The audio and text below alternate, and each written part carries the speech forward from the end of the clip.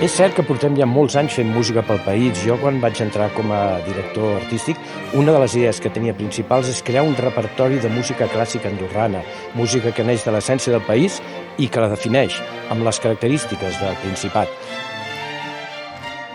Volia tocar una obra que hagués tocat la Onca, molt representativa, per això vaig escollir Vistes al mar, una obra de Toldrà, d'un compositor català, i volia, diguéssim, afegir dues obres més, no? Al principi i al final, una sinfonia de William Boyce, que és una obra així barroca que va molt bé per treballar aspectes descriptius de la música, molt retòrics.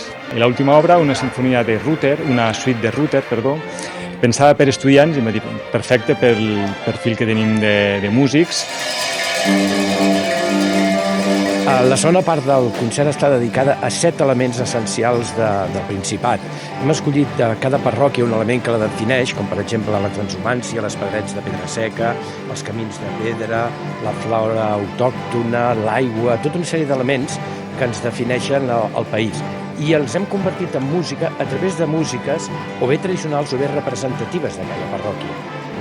Però que són músiques que he agafat i els he donat una volta, perquè vulguem o no, els joves les visquin d'una altra manera. Per exemple, tindrem les nines d'Ordino a ritme de reggae, o amb l'escarrana hi ha un rap. És a dir, són músiques de la tradició que s'arrelenen, però que els donem una altra dimensió perquè enganxin molt els joves.